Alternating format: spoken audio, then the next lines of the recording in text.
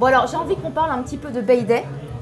Parce que la première fois que Thomas m'en a parlé, c'était il n'y a pas si longtemps finalement, et j'ai trouvé que c'était un projet très intéressant. Donc je me suis dit que c'était l'occasion ce soir de pouvoir le présenter à un peu plus de gens, même si c'est pas encore complètement lancé. Effectivement, c'est encore un projet, là on commence à peine à en parler. Voilà, c'est Bayday. un projet que nous avons fondé entre amis il y a quelques temps déjà. Ça s'appelle Bayday, B-A-Y-D-A-Y. Et pour résumer, c'est une future plateforme de bande dessinée numérique. En fait, on est tous des grands lecteurs de bande dessinée, des grands amateurs de comics, de mangas. Et en fait, on s'est rendu compte que là où le jeu vidéo avait fait sa mue numérique, on est passé vraiment, avant on achetait des jeux vidéo dans des jaquettes et tout. Et puis on est passé sur, Steam est arrivé, on a complètement changé notre façon de consommer le jeu vidéo. Pareil avec le streaming pour la musique. Avant on achetait des CD, des vinyles, ensuite on est vraiment quasiment tous passés au streaming. Il y a encore une industrie, un art qui n'a pas encore vécu cette espèce de mue numérique. Et pour nous, c'est la bande dessinée. La bande dessinée, ça se consomme, à part au Japon et en Corée, ça se consomme encore beaucoup majoritairement En papier. En papier, hein, voilà, en physique. Des trucs, voilà. Et ça n'a pas encore connu ça. Et on s'est dit, ce serait bien de commencer à réfléchir à ça, parce que nous, on l'attend déjà et ça vient pas, donc c'est peut-être qu'il y a un besoin à combler. Ouais, c'est une grosse part de la réflexion, parce qu'on est aussi scénariste, dessinateur, réal, tout.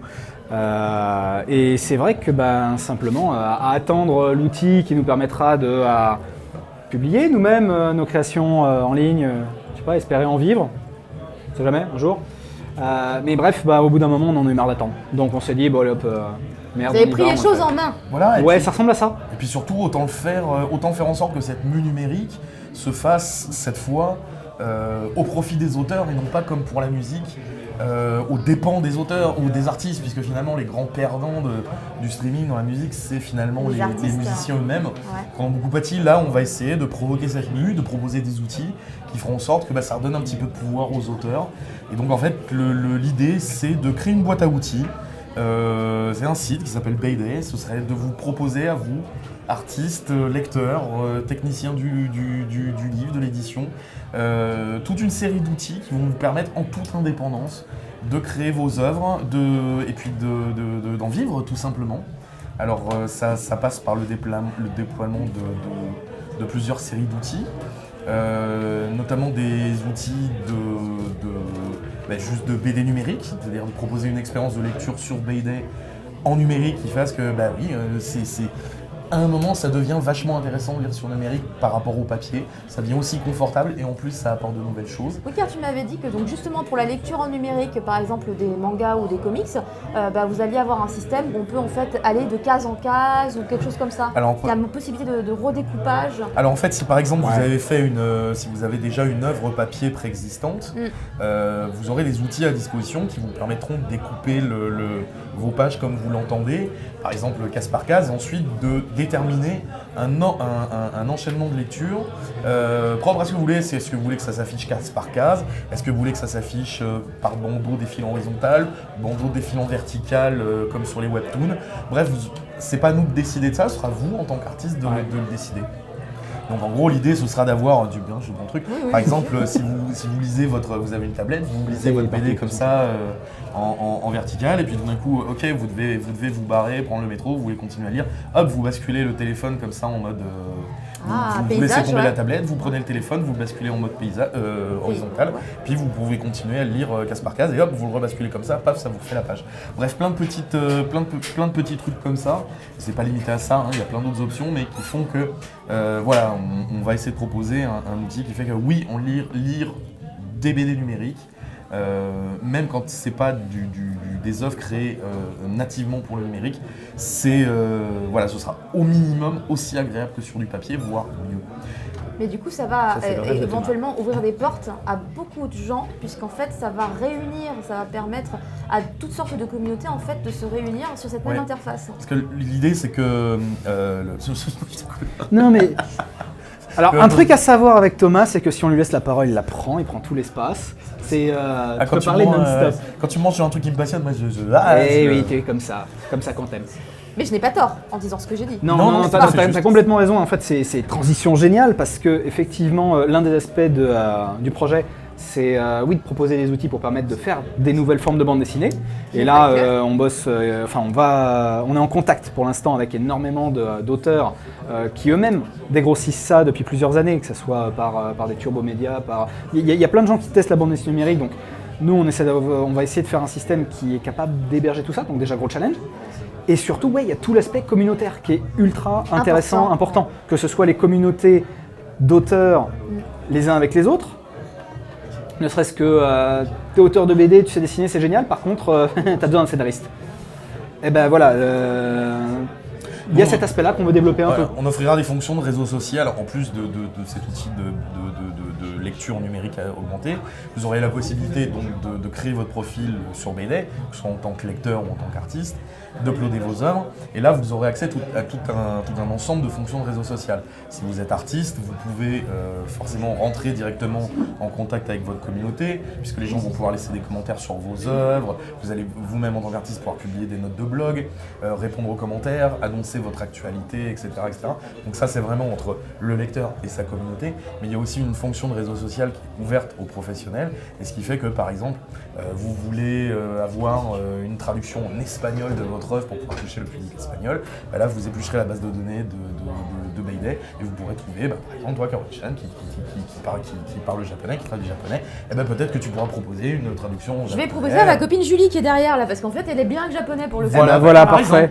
Parfait. Là, un auteur français pourra te demander est-ce que tu veux bien me faire la traduction japonaise et tu auras tant de pourcents sur les ventes en japonais ou vice-versa. Donc ça, c'est avec des outils très très simples d'utilisation. Puisqu'on en vient à parler d'argent, qui c'est une dimension fondamentale aussi du site, vous aurez l'occasion de monétiser, bien sûr vous aurez tous les outils possibles et imaginables pour monétiser votre œuvre. Vous pourrez la laisser en accès gratuit, mais vous pourrez aussi la vendre chapitre par chapitre ou des intégralités d'œuvres, ou leur si vous avez déjà une grande œuvre, faire du crowdfunding totalement. Ça fait partie des choses. Typer, filer juste un type à l'artiste juste pour qu'il puisse continuer. Voilà, tout sera possible et imaginable. Le but du jeu, c'est vraiment vous offrir une boîte à outils la plus complète possible pour être en totale autonomie et pour exploiter vos œuvres. Et pour faciliter la vie, clairement. C'est vraiment ça.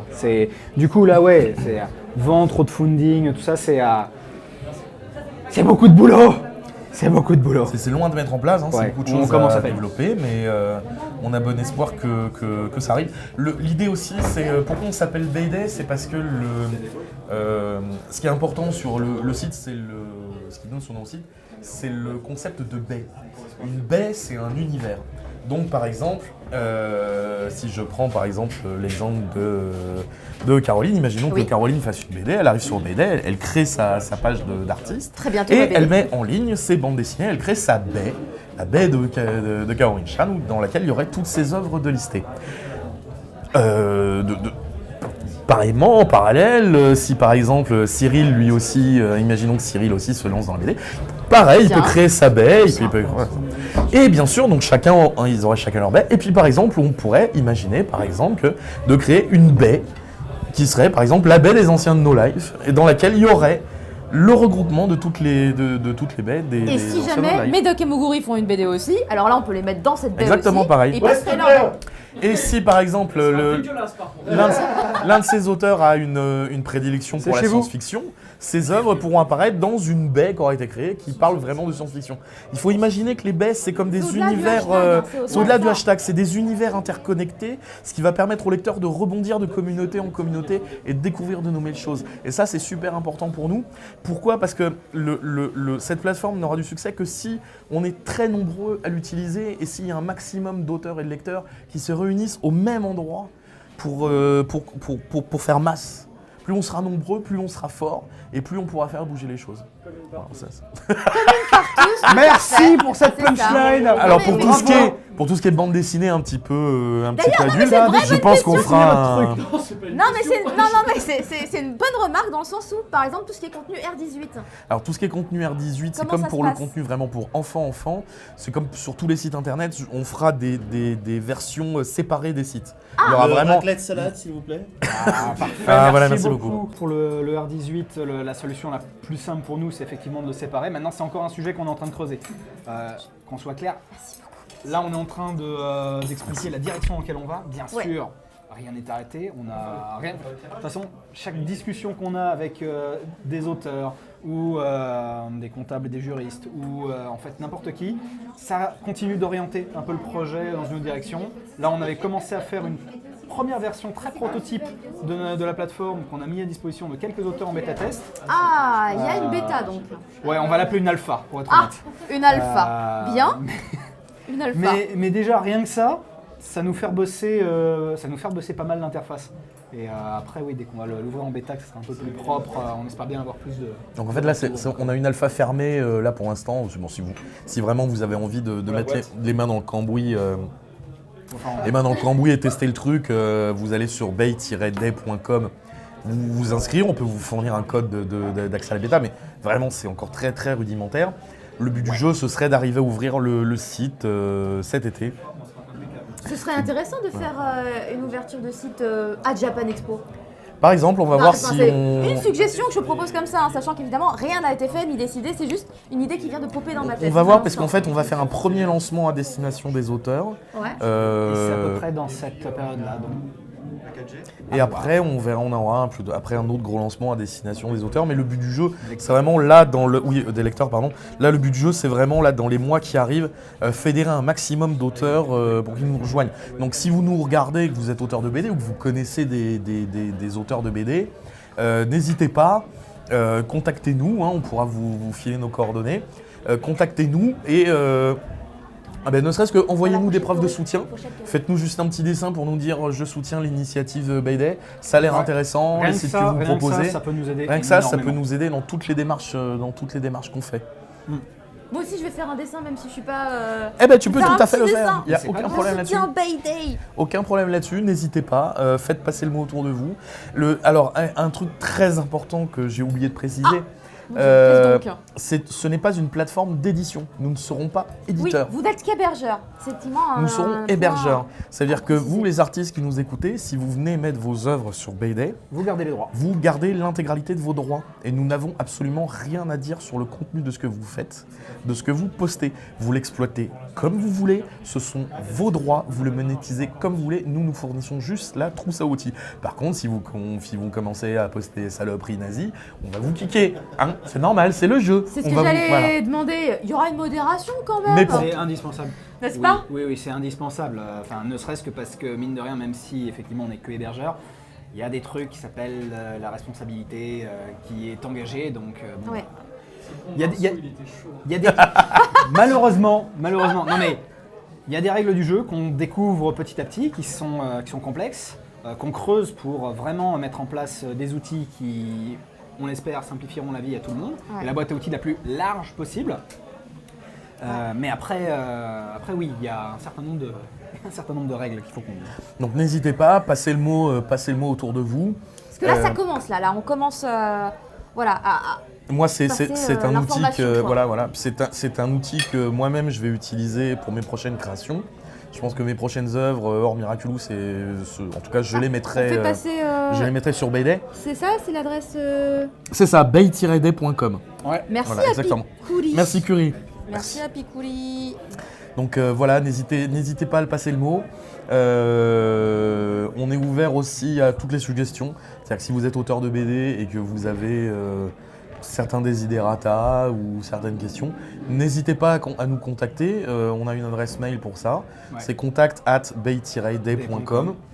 Si vous avez des suggestions à nous faire, des questions à nous poser, allez-y, n'hésitez pas.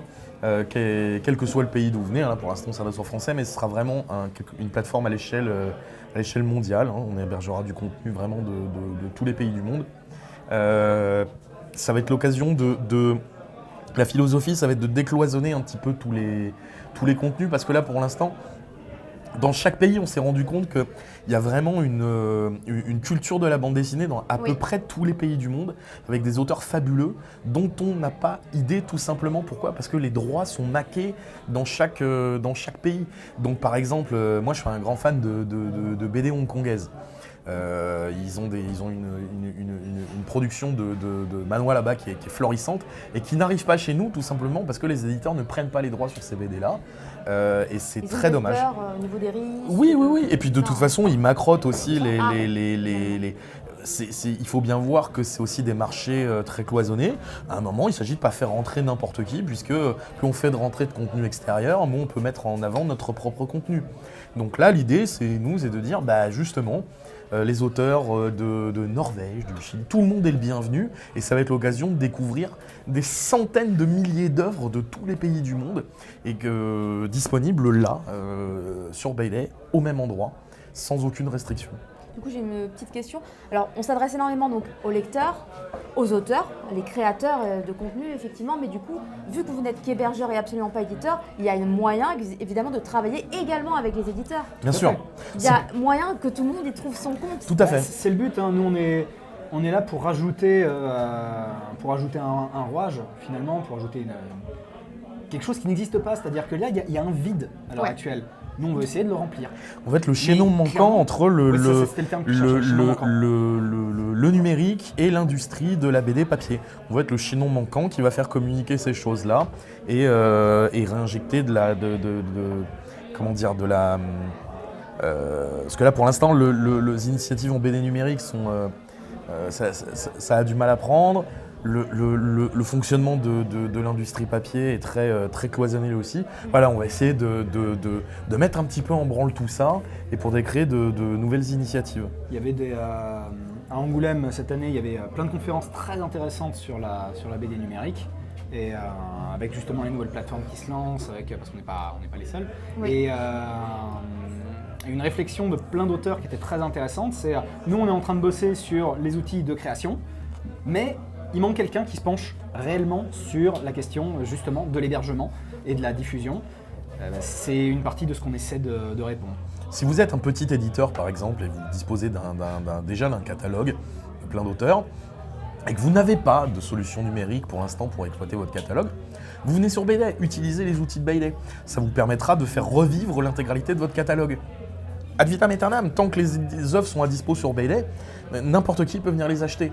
Donc c'est vraiment un moyen de faire un business de longue traîne en fait. Pareil, si vous avez un fanzine ou un truc comme ça, vous pouvez y aller. Vous voulez créer un magazine. Comme on a un outil de répartition des droits qui est très simple, si par exemple, moi j'ai une petite histoire en 10 pages, je sais pas quoi en faire, toi tu as une petite histoire en 10 pages, je sais pas quoi en faire, on a tous des petites histoires comme ça, ça tiendrait peut-être pas dans un album, qu'est-ce qu'on fait ? On crée un magazine tout simplement, entre auteurs, et puis on le met en ligne, on le met en vente, et puis tous les 6 mois, tous les 3 mois, on en crée un nouveau. Voilà, il va y avoir plein d'initiatives possibles comme ça, il y aura la possibilité d'avoir des shops, la possibilité de vendre les originaux. Ça va être un truc assez incroyable. C'est pas non plus cloisonné qu'à la bande dessinée, mais ça peut être aussi ouvert aux romans illustrés, ça peut être ouvert aux livres d'illustration, aux livres jeunesse. Tout est possible, imaginable. À partir du moment où vous avez une œuvre qui contient du texte ou de l'image, ou du texte et de l'image, vous avez votre place sur Bailey. Et on peut vous retrouver sur les réseaux sociaux maintenant ? Sur les réseaux sociaux, vous pouvez nous suivre sur Twitter, Facebook, Instagram. Donc vous suivez Bailey Community sur tous ces réseaux. Voilà, donc n'hésitez pas à aller les follower. On va devoir clore l'interview, mais je pense que déjà là, on a quand même donné pas mal d'informations. Ouais, là je crois qu'on a écumé un petit peu tout ce que... Oui ? Donc le résultat pour le giveaway, tu l'as pas donné ? Non, parce que je voulais clore l'interview, du coup, j'en profitais, vu l'heure, j'ai fait on va tout faire en même temps. Voilà, vas-y. Mais du coup, je remercie d'abord Thomas et Jean-Rémy pour toutes ces explications et d'avoir accepté de participer et au Burger Quiz et à cette interview pas si improvisée puisque dans ma tête je l'avais prévue. Félicitations pour la blague, Médoc est innocent. Ah. Voilà. J'ai pas fait gaffe. Mais c'est pour ça que j'ai dit qu'il était innocent. On est encore dans un état de droit, merde. Médoc est innocent dans la même phrase. J'ai tiré avec la main gauche. Oui. J'en profite pour parler un peu avec le chat, c'est pas souvent. Ça refroidit, d'accord. On me dit que mon burger est arrivé aussi, donc je vais aller manger. Merci à tous d'avoir participé sur le chat, d'être venus, d'avoir assisté. Merci pour les cheers, pour les dons, merci pour les subs. On m'a dit qu'il y en avait eu pas mal, du coup moi je ne suis pas trop au courant. Je vais checker tout ça tout à l'heure. Merci encore une nouvelle fois à mes invités, les autres qui sont cachés aussi là derrière. Merci à l'équipe technique, merci aux modos qui sont présents dans la salle, merci à tous les gens qui sont venus m'aider pour pouvoir réaliser ce stream ce soir. C'était particulièrement complexe, mais nous sommes toujours en vie. Par contre, je ne sais pas si je suis encore mariée. Merci à tous, bonne soirée, bye bye. Au revoir.